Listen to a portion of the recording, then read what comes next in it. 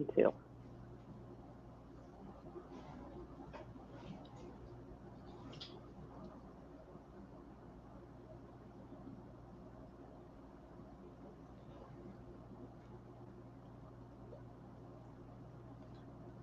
Okay, so I shared it to my page. One thing I know I have to, I'm going to say that in a quick second. On my page too. Okay. Hi guys, I do not see who's actually on here, but it's showing me that people are clicking in or clicking on. Just saying hi, giving us a few moments. I'm gonna give it a little bit more time for just a couple people to click in, and then we'll get started. You're gonna hear me say this throughout the live because I noticed this has been happening and I didn't see it until after the fact. But I do ask you guys to always share the live, tag anybody to get on that you think this will be beneficial to. But once you share the live, if you could not do a watch party, that will be helpful. For some reason, during watch parties, we do not see who's commenting. We do not see who's asking a question. So if I can't see their comments or their questions, I can't get through to them. And I don't want people to think that I'm ignoring them. So again, I'll be saying that throughout the live. Don't do a watch party. Just share it regularly to your timeline because I cannot see people's comments or questions when we're doing a watch party. Okay. All right. And then don't forget to ask your questions and comments. Go on and get them in, y'all. That's what our guests are for. Pick her brain. That's what she's here for, to help you guys. So use her, use her, use her. All right, Miss Kamala, go ahead and do an introduction for our guests. My name is Kamala Liburd. I am so honored to be here. I've just been on a journey of figuring myself out, and I'm really excited to share. I run a social media management and public relations business, K. Liburd Marketing. You can find me at K. Liburd Marketing. You can also find me by my name, Kamala Liburd, at Kamala Liburd, which I'm sure the apps will be on here. Yep, I'm a mom. I am a military spouse, born and raised in California, and no longer there. But yep, just excited to be here and excited to share. Yes, guys. So if you saw the title, she's going to be giving us wisdom on learning how to have a relationship with self. And I know she gave you her social media pages to follow, but they're also in the caption.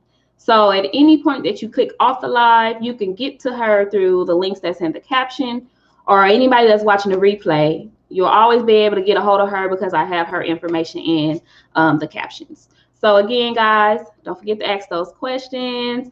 Both of our links are actually in there, so you guys can follow her at your leisure, inbox, message us, whatever it is you need to do to get help.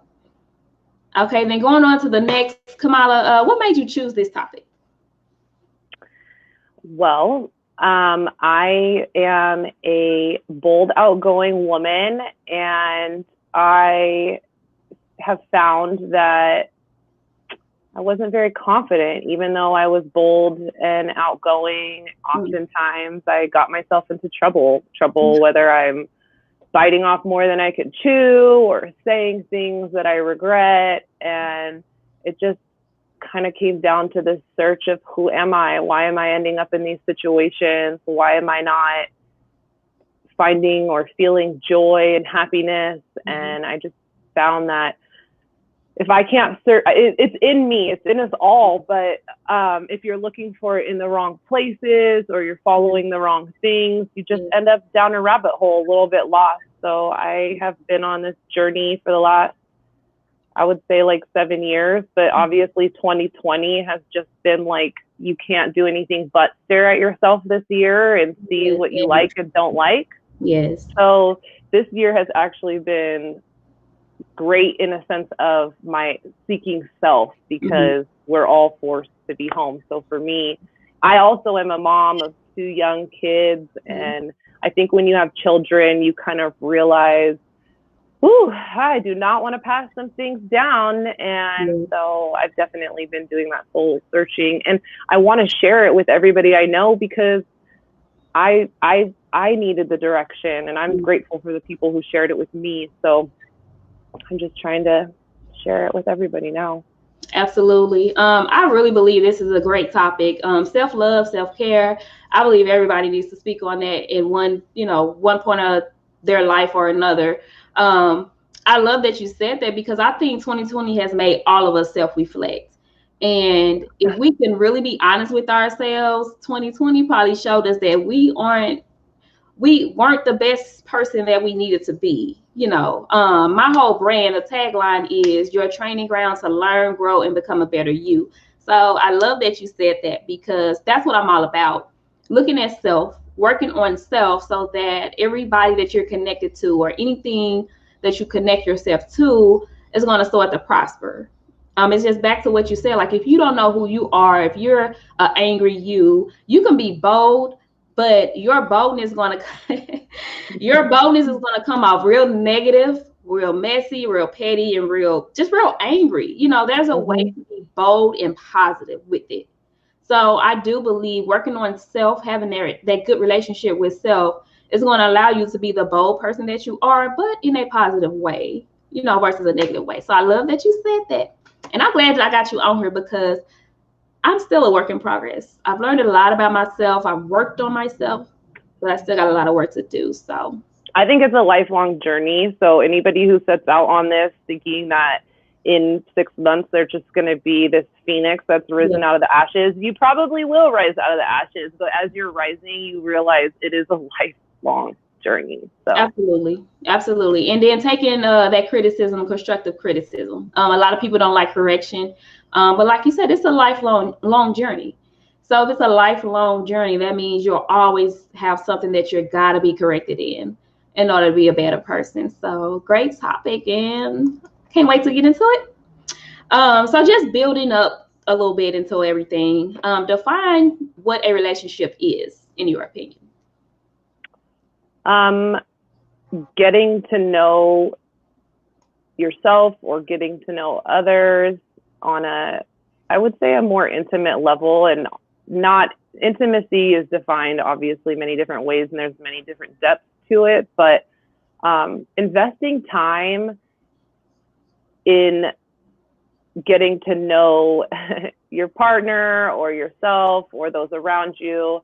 I really think making that commitment is what is a relationship, because we can say, oh, we're friends, and then like never talk, or never talk to yourself. Maybe you never even speak to yourself, or not even recognizing how you speak to yourself. So for me, a relationship is a commitment to getting to know yourself, getting to know somebody else, and dealing with the good and the bad, because oftentimes I think we get in relationships and then we get disappointed, and it's like, oh, I'm done, I'm out, I'm gonna run. But it's like, if we were to just look at ourselves and take an inventory of the things that we need to work on, would we just dip out on ourselves, which a lot of us do? I have done that a lot of my life until probably I had children. So I think that a relationship is just making a commitment to get to know something, even if it's yourself. I love how you said that. I have to constantly whip myself back in line. Like you said, if you basically, with the relationship, if you treat people or look at people how you even look at yourself, would you be quick to give up on yourself, or would you be quick to run? And not only that, look at the opposite side of it. Do you want people to give up on you so easily or so quickly? So I love how you define what a relationship is, because we don't look at it like that all the time. We do look at it as a relationship. It's the other person that's supposed to make us feel better, or, make the relationship, work well. But you do have to look at yourself, like, are you even the person that's able to make the relationship, be better? Or, are you going to give up on yourself just as much as you're going to give up on somebody else? So I agree. I agree. And one thing I realized before I got married was, what is a wife supposed to be like? I had no idea. So it was like, even just figuring out how to act like a wife before you're a wife. I mean, how do you expect to step into that role if you don't even start to think about who you are now versus who you want to be. I mean, we all think about who we want as a partner, but it's like, hold up. Are you the woman or partner you want to be? So for me, I think before I got married, I started thinking about those things. And I think my marriage probably benefits for the fact that I was like in that space. So. Yeah, I think everyone needs to be in that space. I'm not going to get into this hot topic that's trending because I really don't like putting my attention into celebrity topics. But there's a topic that's trending about the whole wife thing or, situation. And my whole thing is I tell people all the time, a ring does not make you a wife. It goes back to what you had to say. Are you a wife before you even get that ring? Are you a wife before you even go to that altar? So a lot of times, since we're talking about relationship with someone else, a lot of times our relationship failed with another person is because before we got in the relationship or the marriage, we weren't even in that, in that role. Exactly. And that's even why I bring it up. No, you can't have a relationship with someone else unless you start asking yourself, who do I want to be? Yes, so exactly. That's where that all kind of started.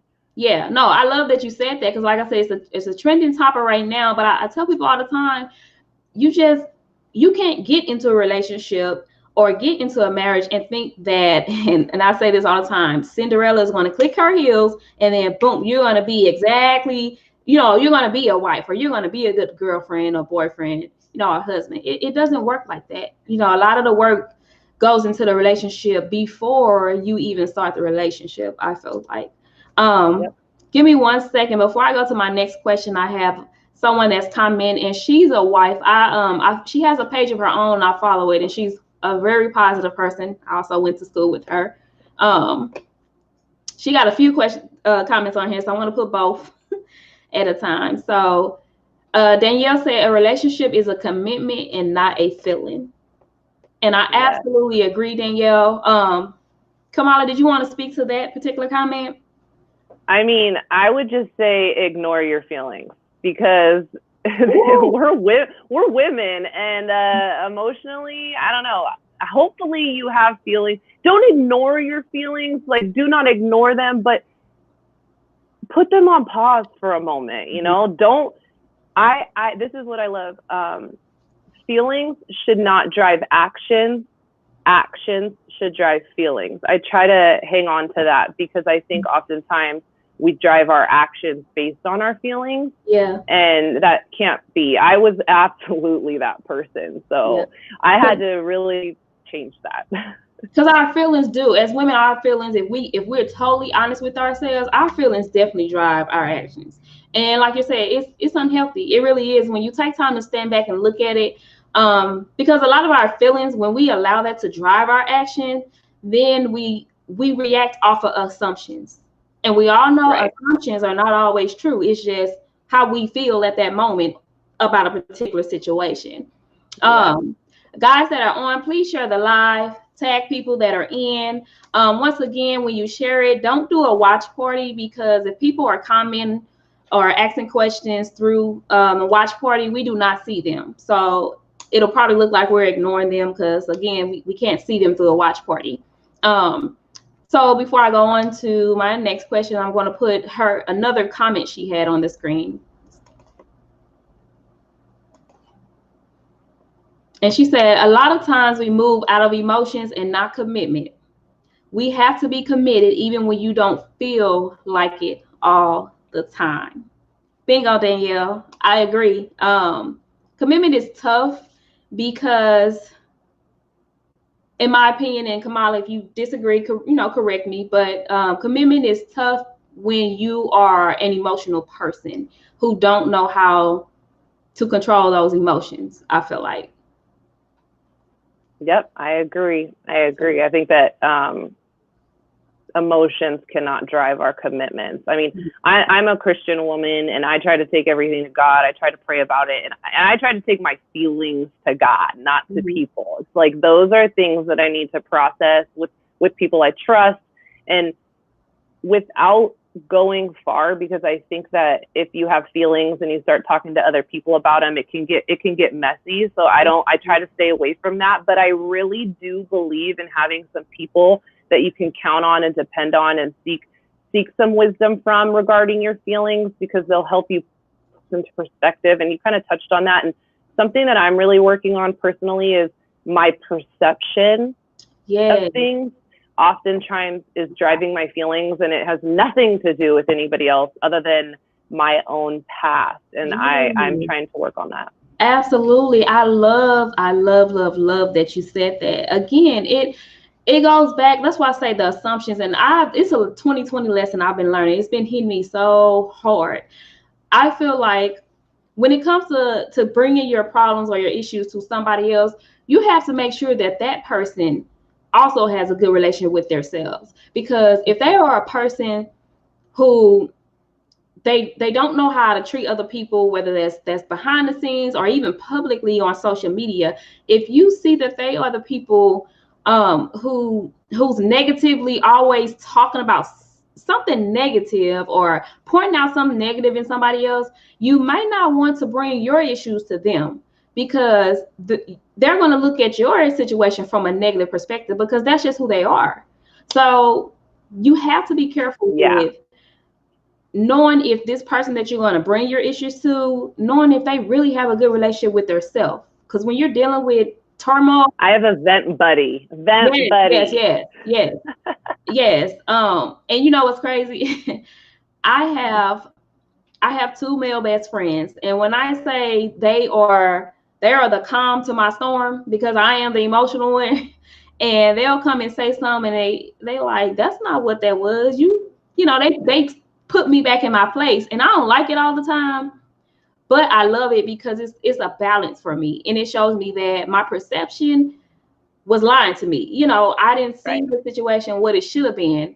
And then I'll take that same topic to a female, and when I say, whoo, it goes over above, and not all females, but I've tested it out. But when I take it to a female, they get emotional, they get hot-headed, and I'm like, wow. Yeah. You know, so it does matter with who you give these situations to. They can either help you or they can either hurt you.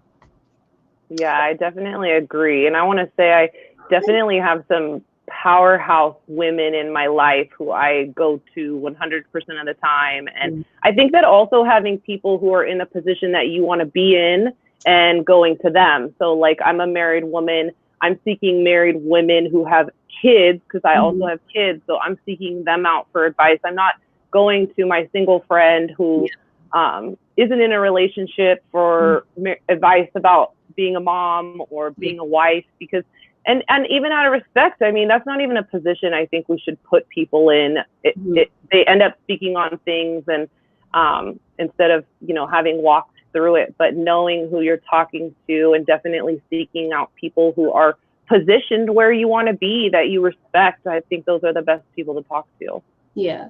And I'm just going to, before I move to my next question, I'm going to speak directly at what you just said, only for the reason that I am single, divorced, of course, but for status purposes, you know, I'm single. And I've heard a few people kind of side-eyeing me, like, how do I get, you know, how are you able to get relationship advice? You're single. And I had to tell people I'm divorced, you know, so that means I've been on both sides of the fence. Not only that, I acknowledge, I watch and observe a lot of society's relationships. So for me, if you really know where I come from or where I stand with my brand, it's not that I'm giving relationship advice. I'm giving you advice on how to better the individual. And so in bettering the individual, that's how you're going to conquer those relationships. So, you know, I'm with that 100%. If you don't, like, the only person that I have to work on in my marriage is me. So I'm working on myself all alone. Yeah. So I agree with that. And then also to that, I'm trying to get back to being married. So although somebody is, like you said, as a married woman, you would go to somebody that's married. So me on the single side of the stick, if I'm trying to get to the marriage stage, what I do is I don't just go to anybody that's married. I watch the woman to see if she is a positive wife. You know, if you are a messy wife, a negative wife, a wife who's out here living single, then I won't be going to you for advice, even though you're married, because you're not at the level that I'm trying to get to with being a married woman. So I definitely agree that you should definitely go to somebody who's where you're trying to be. Or if if you are, say, because I was talking to someone before and they said they didn't even have no married friends that were positive. Like, they had married friends who were all cheating on each other. And they were like, I was getting best advice from my single friends. So I was like, okay, listen, I think society has to sometimes come down a little bit and not be so quick to judge people off of a relationship status, but use wisdom, use discernment. Yeah. Sometimes God may speak to you through your single friend, or, you single friends, me single friend, God may speak to you through a bunch of married women. You just never know where your wisdom or your help is going to come from. So definitely stay open, definitely use discernment though, in whoever you choose to talk to. And I also think, like, if you're a woman who has walked through divorce, I mean, you have wisdom on that could keep people in a marriage, I'm not saying that that's what necessarily you wanted to experience, like staying in that, but you can advise people on, how to work through that. And I just think that everybody has a lot to offer. And so, like, I have respect for everyone. I think that you're a wonderful woman. Thank you. But yes, no, it's definitely discernment. I feel like it's discernment in everything, and being smart, and not want to speak to people who that is going to take your side. You need someone that's going to tell you, absolutely, you was kind of tripping. Yeah, it was you this time. 100%. Those are my favorite, actually. Yeah. Those are the people I keep the closest. And I mean, I already said I'm a Christian woman, but, like, to be honest, the more I lean into God and the more I lean into church, I have found that I have really respectful women that I've connected through at church, and that compass, that God compass, is really, like, the main thing that I look for in my friendships now. Like, unafraid to talk about God. If I'm having a problem, you're going to bring up him for me because I need to be pointed in that direction. So for me, I would say it's not even always like I'm seeking out the marriage person. I'm just seeking out the person who has God in their life and is going to be like, oh, no. We're not going to do that. We're not going to do that. That's more so, I would say, what I seek out is that compass that's going to point me in that direction. Yes, I love that. I absolutely love that you just even gave that example, because it goes back. Don't always look at the status of a person. Look at the integrity, look at the character, look at their lifestyle, and it'll guide you to who you need to be. Angelique, this is one of my skater families. The advice given is always about the relationship itself, but that person or the people and where their heads are. So, Angelique, I got you. I probably read it wrong, but I got it. So it's basically what we just said. It's not always about the status of that person, but it is where you seeing where their person mental space is, where their maturity level is, and where their character. Those are the people who you should be seeking, certain advice from. And before I go to my next question, then Antoinette, I love her. I actually did a live with her before, and I'm waiting to get back on another one with her. And she's also married. And this was her comment to you. But she said, yes, Kamala, be respectful of the individual and know that all advice is not good advice. Yeah. So and you can just listen. I mean, you shouldn't take everybody's advice anyways. I don't care how great it is. You should just be able to listen and receive it and process it. I believe that if you're not taking the advice that you're receiving and going to God privately, I don't know why you're even seeking that advice. Because I hope that in the process, like the digesting process, you're spending time alone and just thinking things through for yourself, because it's great to have people speaking to you. But yeah, you got to process. And I love that last comment of even knowing, the person's perception, which is what we were talking about, and what they're bringing to you. So you have to be careful, because sometimes people, maybe they had a really bad day at work, and then you just get some real negative feedback and you're like, but really it has nothing to do with you. So Yeah, I'm definitely very cautious about who I speak to about my own personal, like, intimate moments, because I think that it's really powerful what people can say to you. But I definitely used to talk to everybody about my whatever is going on in my life. And I think part of having a relationship with self, you learn that you cannot do that. You're setting yourself up for failure if you feel something and then you tell the first person that you talk to. That cannot be the process. That was the process for me. And sorry, you guys, my hair is in my face. And I realized in relationships, every time I came up to a crossroads, it was like I dumped it on my parents. Oh my gosh, my poor parents had to deal with like every brutal experience I went through, and they're just like, what are you doing? But really, I couldn't do that. I couldn't bring everybody into every moment of my life, but that was the lack of confidence that I had in myself. Even though I was a bold woman, I was putting my confidence in all the wrong places. And so that's been part of my journey of learning more about myself. And I think that's universal. If you're sharing things with anyone, I would really challenge you to stop. And it's not that you shouldn't be sharing things with people, but you should be strategic in who you speak to and who you allow to speak into you, because this is the most valuable thing you have. And your ears, oh my gosh, how many people have heard something and it's just sent them off the deep end the whole day? It could be one sentence, one text from somebody, and you just can't get it out of your mind. So I'm very cautious with when I take calls from people, who I talk to. And it's not that I don't have time for people, but I'm very strategic with when I step forward with relationships with others now. That was not how I was 5 years ago. I think this is a learning thing for all of us. Like you said, it's a lifelong learning lesson. And that's why I love when people could be able to speak on where they're at now, where they've been, because no matter where you are, you can help somebody. We're all on different levels, but we're all touching the same levels, if that makes sense in life. So I love that you said strategic. Oh my God, you have to be strategic. I believe advice should be confirmation, and it should not be something, oh man, that's new. I believe it should be confirmation. If you've been seeking God, meditating, whatever it is you choose to do for your spiritual growth, if you've been doing that, any advice you get should be sound advice.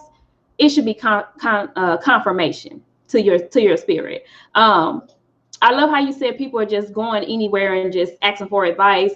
How you were constantly putting your parents in everything that was going on with you. People do that with social media.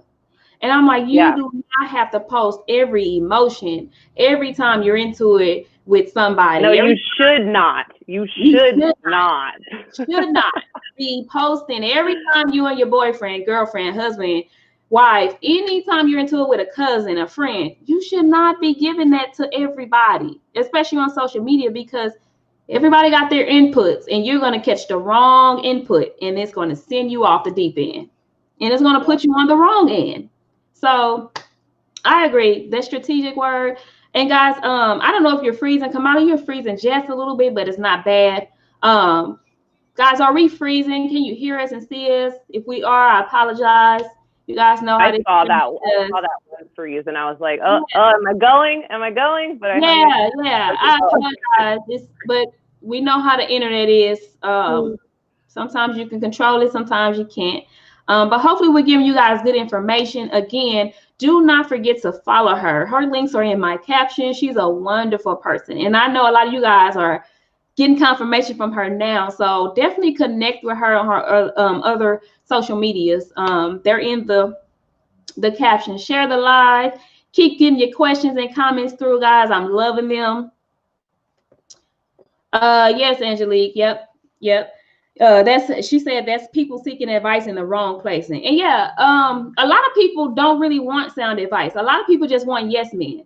So of course they're gonna take it to social media, because if ain't nobody gonna be your yes man, social media definitely gonna be your yes man. So I mean, I would challenge people who are posting on social media all that to ask themselves, why am I seeking this level of validation? Because that was something I had to ask myself. I'm not somebody who posts all my private details on social media, but I definitely had to evaluate the word validation in my life and ask myself, where why am I going here? What am I seeking? And just accept that I love when people don't agree with me. I don't need to be validated. And I'm going to take, like what I said, I'm going to take it to God. So we'll talk about it. But I also kind of realized that I was seeking a lot of validation when I was going to everyone. I constantly needed everybody to be like, you got this, you're okay, you're doing great. When really it's like, get quiet. I just needed to get quiet. I was about to move on to my next question, but you just touched something that I want to kind of stick with for a minute. I kind of have my own answer, but I want to ask this question and I want the viewers to kind of, hear your side of it. But do you think that people who, when they post a post or they make a comment, and when those don't agree with their post or their comment, do you think people who retaliate back in a negative way, or they say something back and they block the person before they can respond, do you think those people are the type of people who actually need to work on a better relationship within their own selves?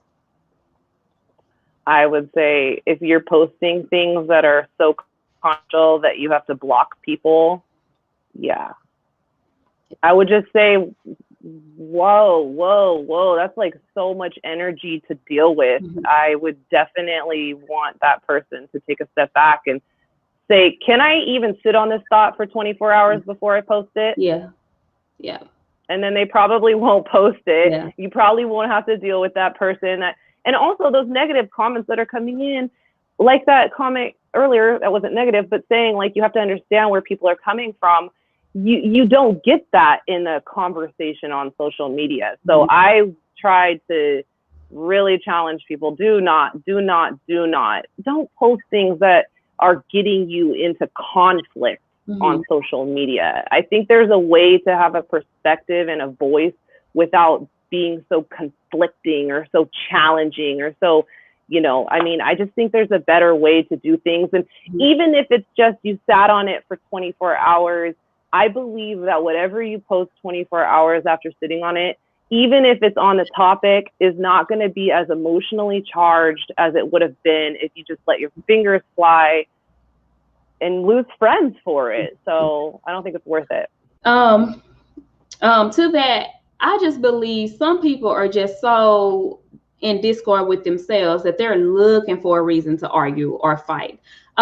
With that being said, I do believe we need to evaluate what we post before we post it. But sometimes it's not even the post that you made. It's just that the people that are coming on there are so in a bad space in themselves to where no matter how good you said it, they finding something in it to dissect and say, you was wrong. Well, I say block. Don't have time. Go bother somebody else's page, because that's energy that's slowing down your own self-help process. If you're so busy processing where they're at, one thing that came at the beginning of figuring myself out was I take things personally. I don't know of many women that don't, but I definitely take things personally, and that's something I've had to work on. So I knew from the get-go that I don't want people commenting on my feeds that are just going to be super negative. If you are, I'm not even going to reply. I'll just block, because I don't need that. That doesn't fuel me. That doesn't fuel my people. It doesn't mean that I don't want you. It doesn't mean I need you to agree with me. If you follow me, all I post are my devotionals. You're going to get lots of devotionals. And I just think that you shouldn't waste your time in those conversations. Social media is not the relationship that you should be fostering. If you're wasting time responding to comments, I would challenge you to block the person and to spend 5 minutes of quiet time alone. And if you can't do that, you shouldn't even be participating in that, in my opinion. I love that you said that, guys. Keeping in mind that what we're talking about is having a relationship with self. And so a lot of things we do or, you know, say, it has to do with our relationship with self. This year I don't block people in, you know, in the midst of the comment type thing. I just started ignoring certain people. I just will go past your comment. If it's something that I don't have a positive way to report back, you know, repeat or comment back to you, I just skip over your comment.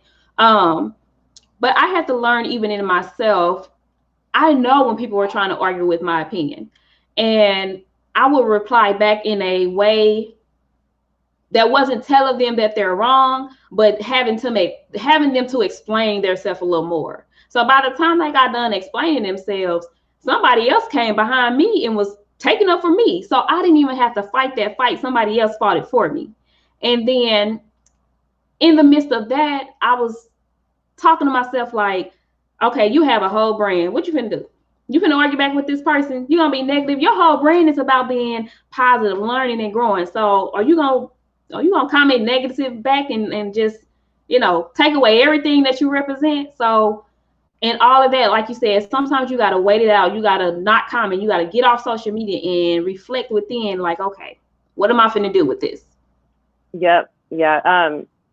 Something you said, and I was trying not to interrupt, so I was listening, and I think I might have lost myself. No, you had a great point, and I didn't even want to interrupt that. But I know what it is. You have to know who you are, which is what we're talking about, figuring yourself out. And this is newer for me, but getting to a place of comfort in who you are, so you do not define yourself. So I recognize when I hear myself repeating myself, that's me defining myself. So I try really hard to say what I got to say one time. And if people don't hear me that first time, I really am not going to repeat it. And unless you want to come to me and, you know, like have a one-on-one conversation. So what I hear sometimes is people with their comments, you know, they're in the comments and then they're defining themselves and explaining themselves. And it's like, check yourself before you wreck yourself, because you don't need to define yourself to anyone. And if you are defining yourself, something I recognize in myself, I was defining myself when I was trying to convince myself, you know, like I don't need to convince myself. I have nothing to convince anybody anymore, because I'm good. Like, this is what it is. And you know me, you know my intentions. And if it goes left, that's definitely not on me, in my opinion. So I'm here to listen, and I'm here to say, I hear what you're saying, but I'm definitely not going to participate in defining who I am anymore, because if you want to know, I'm just a phone call away. We can talk about it. I absolutely agree. Guys, keep them questions and comments coming. I love them. I love them. Again, this is our guest. She's here talking about relationship with self. So please ask your questions to her. Say your comments so she can, you know, respond back to what you're saying. This is what we're here for. And for the ones that are on, if you haven't heard before, I'm always accepting guests to help us learn, grow, and become better. So if you want to be a speaker in the future, please inbox me after this live or at any point in your free time, so we can go ahead and get our topic on the schedule. And so, Kamala, I know we've touched this before, because we've said so much things within the time that we've been on, but I just want to go back to this question and tackle it specifically. What are some pros to having a healthy relationship with yourself? Peace.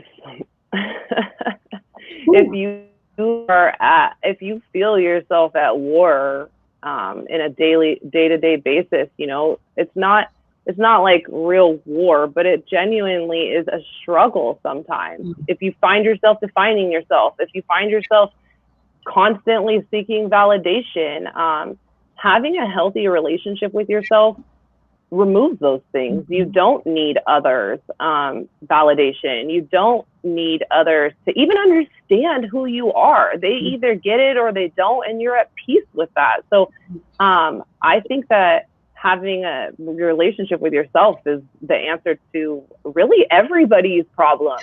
And I just think if people are gossiping or, you know, getting lost in other people's stuff, it's like, we all need to just back up and spend some time alone. And one thing I do want to talk about, which I'm sure you're going to get into, but is like tools, like what are your tools? That's like my biggest question to people when they're trying to work on themselves. I'm like, what are your top 5 tools? And I can share what mine are, but I don't really want to get too off topic here. Yes, I'm definitely going to touch it. I'm coming to that. Yeah, I'm definitely going to hit into that.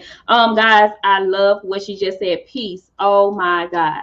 The pro to having a relationship with yourself is definitely peace.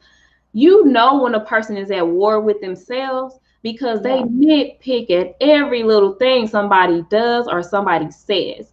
And I've had to learn myself, like, Brandy, you're working on your peace. You found ways to, when you feel like you're getting off track mentally and emotionally, you found ways to retract back to that place of peace, so you can rebuild that energy to be able to deal with other people. So I'm like, I have to tell myself all the time, or you finna let them throw you off, or you finna let them take you out of your peaceful zone. And we've all done it. We've all been there. So I love what Kamala said. You gotta have tools, because if you don't have tools that'll retract you back to your peaceful place, you gonna go to the war that somebody created, and it's gonna get crazy. You gonna create enemies that never was an enemy, you know. I was like the Tasmanian devil in my own life. It was just like, ah. Yes. Absolutely. Okay, so Danielle, I just want to, it's really long, so I know it's not going to show all on the screen, so I'm not going to put it on the screen, but I'll just read it to you guys. But Danielle said, Brandy, this is an awesome show. My prayer is that God take you higher and bring this platform to a bigger place so more can experience His ministry. Keep glowing and growing for God, sis. You always have amazing guests and great discussions. And Kamala, I want to say that was not only to me, that was to you. Because when I say the stuff that Thank you, I'm like, your spirit is so beautiful. Like, I wish we could have connected way before now, because I'm like, we here. Hey, we're connected now. Yeah, we're connected now. Thank God. Yeah, because I'm like, we here with the mindset. And guys, for those who probably think we rehearsed, my guest, she don't know none of my questions that I had for her. Like, and I don't, you guys. I tried to ask. She wouldn't share them with me. I was like, I said, well, this is what I do. I like a free flow environment, so I do not discuss my questions with my guests. You know, and that's why I allow you guys to pick your own topic. So that way, no matter what questions I ask, you know what topic we're on, so you're not going to be blindsided. You know, and it's go ahead. No, I want you to finish. Okay. Yeah. So guys, this is the purpose. I like free flow people. I like confirmation. And I love when guests can be able to say, hey, I could speak on this. I give you your questions, and then boom, we flow as if we just out eating lunch together. So that's how I like for my platform to flow. So again, guys, nothing is rehearsed. My guests they don't even know what questions I'm going to ask. So, and that's. I do want to add something to this question though, other than peace. Mm-hmm. A pro to having a healthy relationship with yourself is good perspective on knowing that joy and happiness don't come from anybody else. They don't come from my husband. They don't come from my children. Joy and happiness have to start with me. I can't look to anybody else to pour that into me. And until I started having a relationship with myself, I was definitely holding the world accountable for my joy and my happiness. Okay, so can you please say that one more time? That was awesome. One more time. I just believe that joy and happiness are a result of having a healthy relationship with yourself, and that you cannot seek joy and happiness from others. That's like the cherry on top if you receive it from others, but your Sunday is all you know? Yeah. So for me, working on myself, and like you said, we're going to get to the tools, but working on myself really made me realize that I'm seeking joy and happiness from everyone else and not holding myself accountable. And 2020 has definitely been a year where it's like, if you go to the gym, if you go to the nail shop, if you go to the beach, whatever you do that brought you joy and happiness, you've had to totally reevaluate it. But I do think that this year has challenged us, and hopefully you've found ways to bring yourself joy that you might not have even had in 2019. Absolutely. So joy and happiness for me is like the biggest pro, and being responsible for it myself. Absolutely. Guys, since I know we're talking about relationship with self, but I love that she said that, because for those of us that are single, on the single end of the stick, and I've had to beat this into myself because, like I say, for those that know me, they know I'm divorced. So I did go through a phase where I'm like, I want to be married again. You know, God, where is my husband? It's been, you know, since such and such long. Your happiness, your joy, your peace, you cannot try to find that in another person, whether that's a friendship or whether that's a intimate relationship. Because from personal experience, when you try or thought that you have found that in another person, that's when, boom, life hits and it starts to go downhill. Or what if they have a bad day? Or they have a bad day, and then boom, they can't be who you need them to be. So now everything is going downhill. So Kamala, ooh, I love when you said that. Thank you for saying that. Guys, she said the pros are 3 of the biggest pros. I'm sure there's more: joy, happiness, and peace. And only that can be found within yourself and not nobody else. Got it? Okay, cool. Okay, Antoinette, I'm gonna put this on the screen before I go to the next one. Antoinette said that's giving someone too much control over you. Amen. Amen. And then here's a question Kamala Antoinette also said. I'm gonna go ahead and let you on your own just answer that one. She said, how did you adjust with shifts or changes on the road to finding yourself? Well, I have a relationship with God, which I think is the greatest gift you can give yourself, because it provides you a safe space. And I don't think many of us have had a safe space, or, you know, you're maybe not even creating your own safe space. So I have found that the shifts and the changes for me, they're hard. I mean, and I'm a new mom. I have a 2.5-year-old and I have a 10-month-old.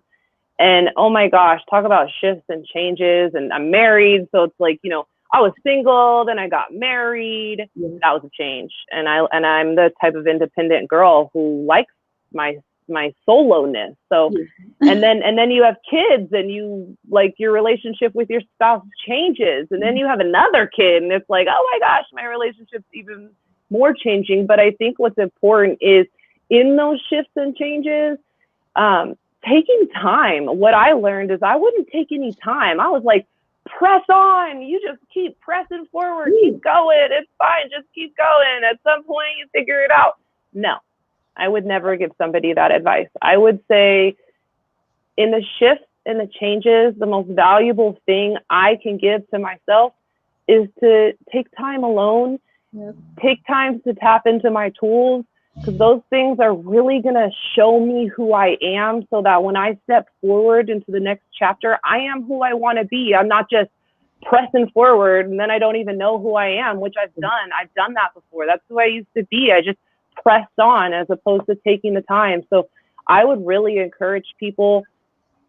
People say meditate, people say prayer, whatever. Spend time in alone, quietly, and listening to your thoughts. And don't say, oh, don't feel this way. I think that you should acknowledge the way that you feel now and just sit in it for a moment. And one thing I do is a doubt journal now. And I don't journal long about my doubt, but the moment a thought comes to my mind, and it's usually in a shift or change, I just write it down in a bullet form. And the second I write it down and the second I look at it, I'm like, that is not true. Yeah. And I can move forward. But old me would just press through and never take that time to even like honor. I think one thing I did in the beginning of 2014, and that was the first time I did it, was, or actually it was 13, make a personal mission statement.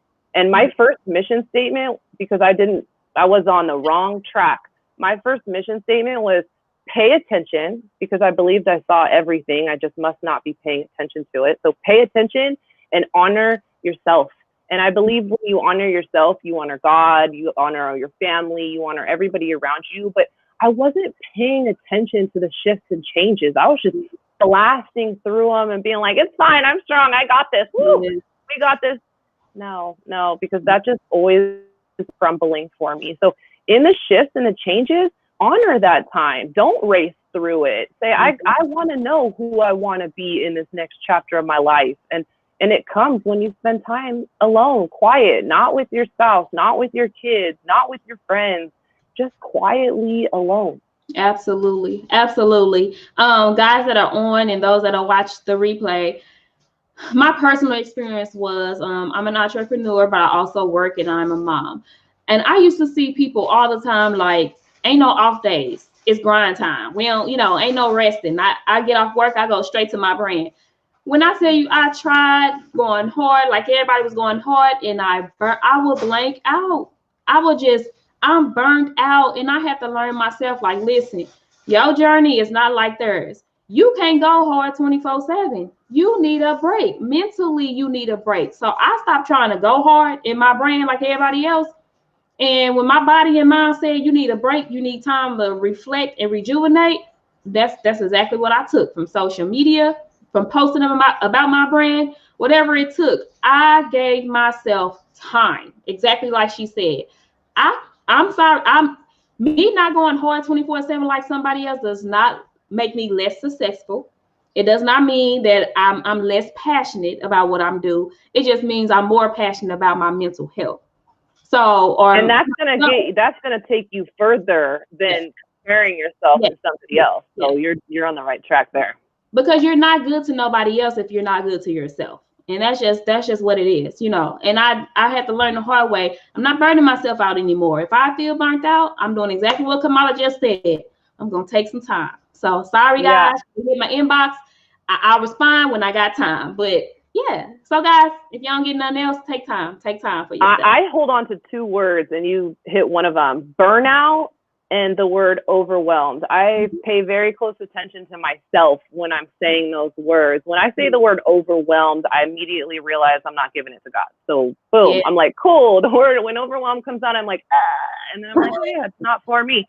But also with burnout, I realize I want to be a woman who can maintain.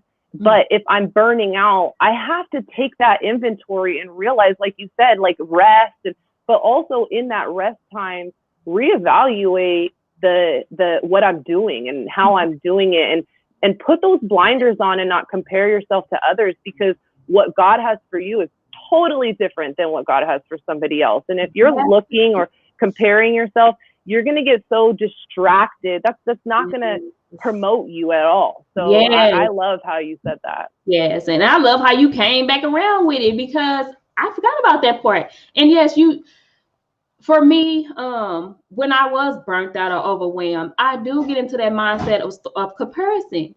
And when you're comparing, you are now in somebody else's lane and you're out of your lane. So comparison is definitely not a good thing, especially when you're, burnt out or overwhelmed.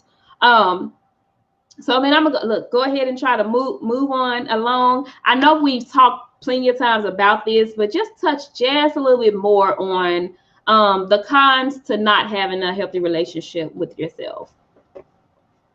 Burnout. Yeah, I'm like, I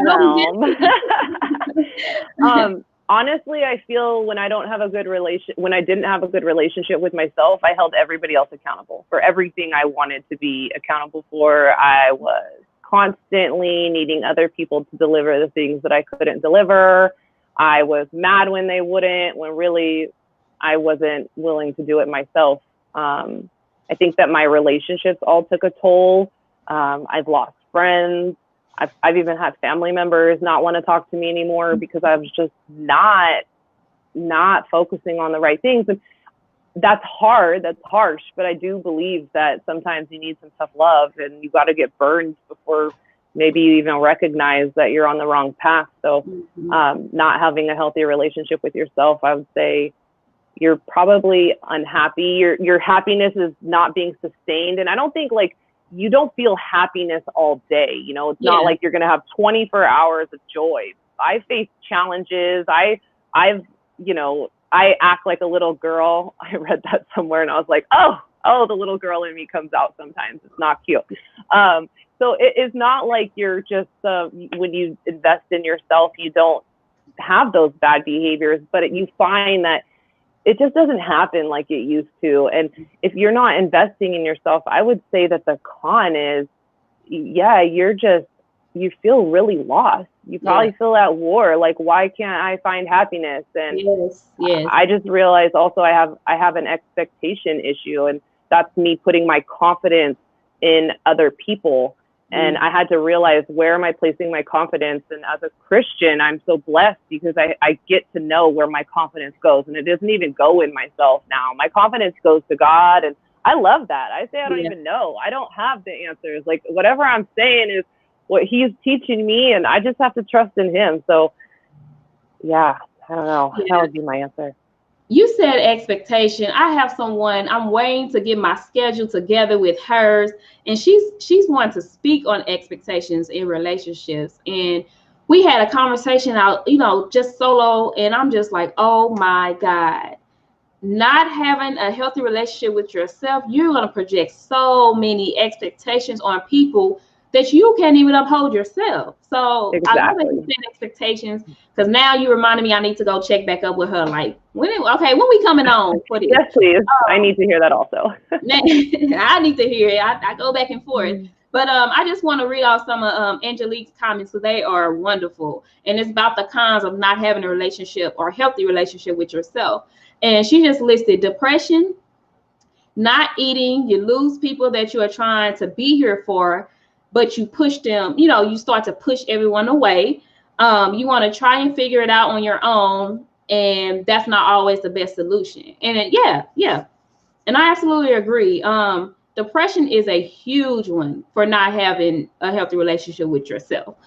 And in that depression, you do begin to push people away, because again, you're lost in depression. You're confused, you're overwhelmed. You can't get them emotions stable. And like Kamala was saying, people, they get to the point where they like, you real negative every time I come around. I don't want to be around you no more. So yeah. those was wonderful. Definitely some wonderful. She said not eating. I'm an overeater. I mean, I've gone up and down, but I recognize that when I was not paying attention to the food that I was eating, and I'm more of a portion control than like specifics. But when I'm not paying attention to the portion of food I'm eating and I'm just eating anything, I think mindful is the best way to put it. I'm trying to remain mindful with food and recognize when I'm saying, oh, you deserve this. It's like, hold up. Yeah. Be careful with food and pay attention to it, because it will tell you how you're feeling. And I recognize that with myself. And see, my signs are the same as Angelique's, because I'm small, and I'm now trying to be back on my weight gain journey, because I wouldn't say I didn't have a good relationship with myself, but and then it could be that, but I was overwhelmed with trying to, run my business, trying to get clients, trying to work and be a mom. My son is a sports kid, so I found myself going back into just this overwhelmness, being so busy. I wasn't eating. I don't know. I guess you could say slight depression. I'm not sure, but I'm more on Angelique's side. Like, I lose my appetite. I don't eat, so that's definitely a con to have when you aren't as healthy, even mentally or emotionally, with yourself. So now here is your big platform. Name some ways that people can start with trying to better their relationship with themselves. Okay.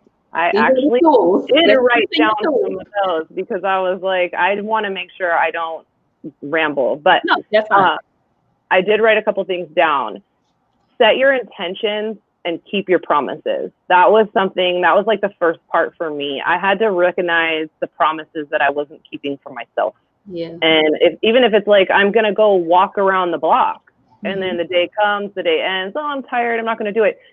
And even acknowledging tired is a feeling that isn't necessarily, you're tired, but you actually gain more energy from doing something like that. So putting those things into perspective, but set your intentions and keep your promises. That's one. Listing your tools and where you can read them.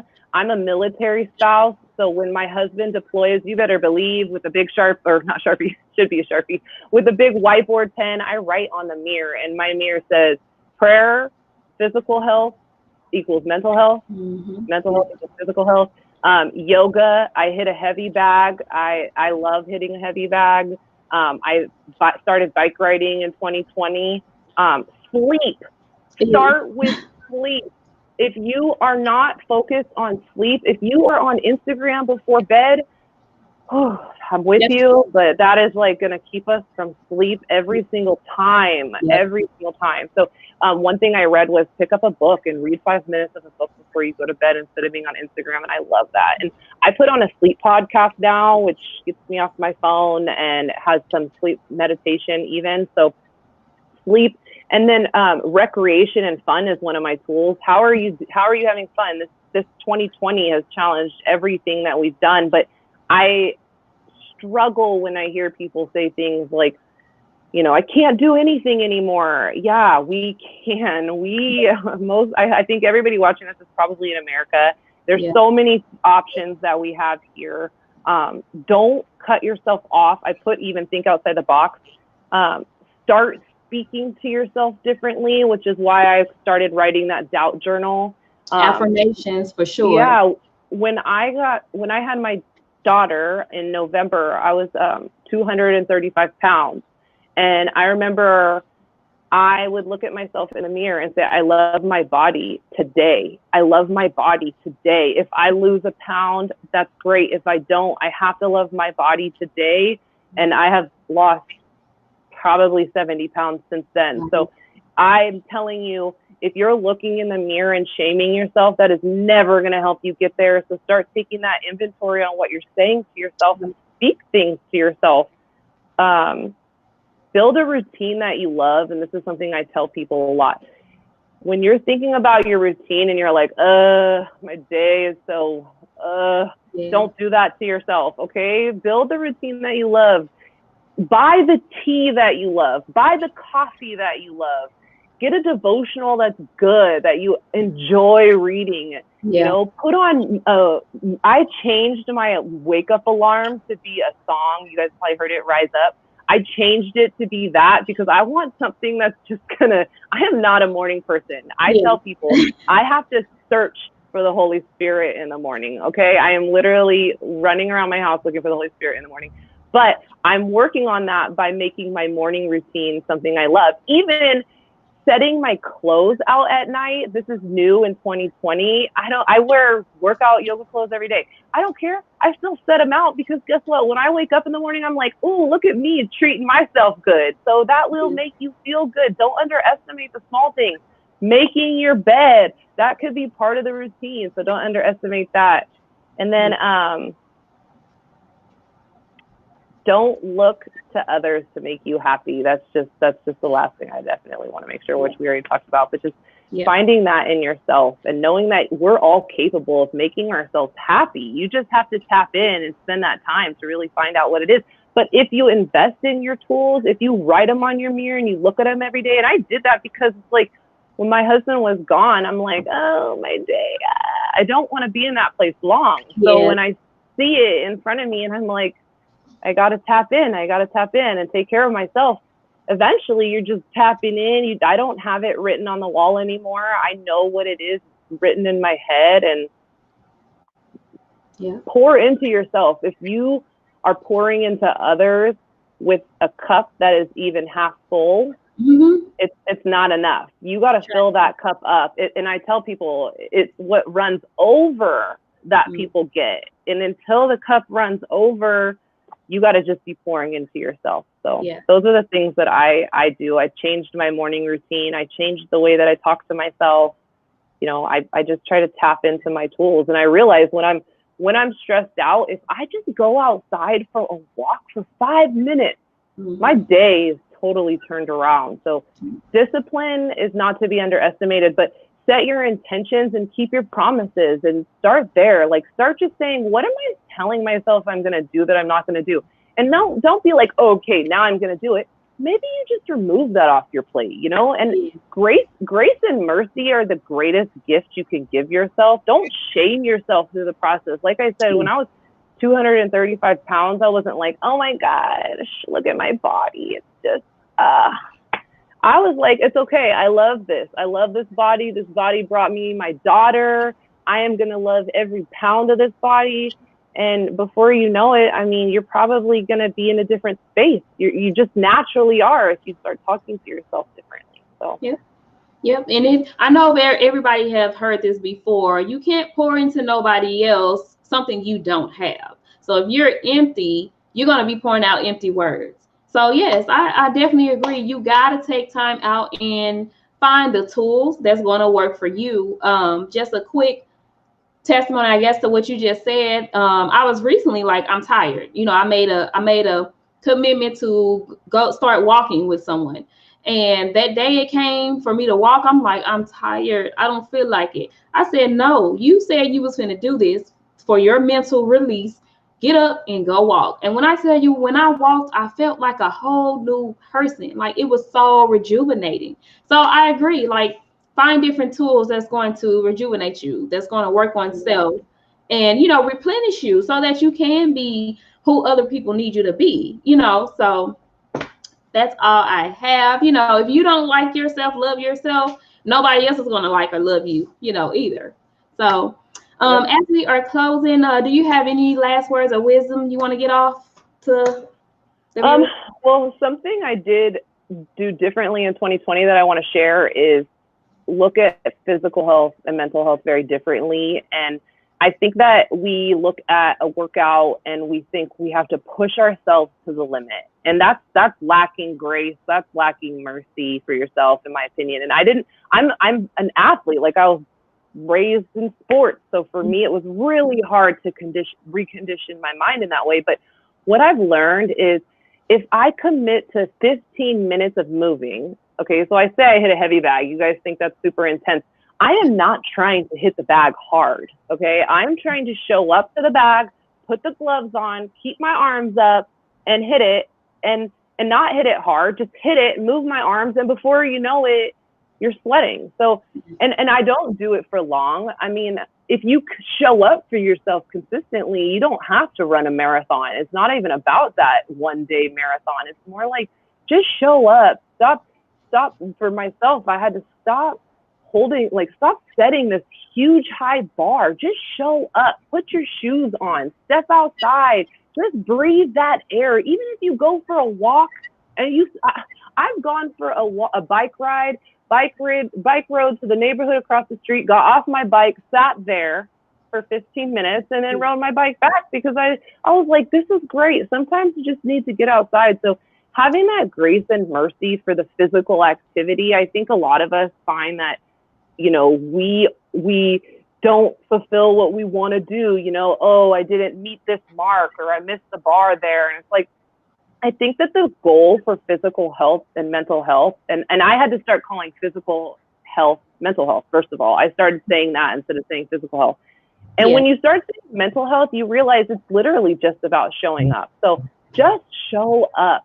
Don't be like, I have to run this mile. Just show up and get out there. And if you go one lap around the track, you say, you did good, girl. You got that lap in. And I promise you, you're going to show up again because you didn't shame yourself in the process. Exactly. So, yeah, I would just encourage people to reevaluate how they look at physical health. Look at it as mental health. Let's all stop shaming ourselves and the dialogue in our own head. You have to do this and you can't stop until you do this. Just show up for yourself and put your arms up, hit the bag a couple of times, and then that's that. But that was new for me, and I'm thankful that you're having me on here. Thank you so much. I'm super excited about everything that you do, and I can't wait for all the ones that are to follow this. I want to watch them. Yes, guys. So if you don't get anything else out of what she just said, do not set too high of an expectation for yourself because you're only going to confuse and mess your own self up. You know, if you don't reach that expectation, take little by little. Milestones help. Don't compare yourself to nobody else's expectation or their milestone. Create your own rules. It's you, it's your life. What do you want for you?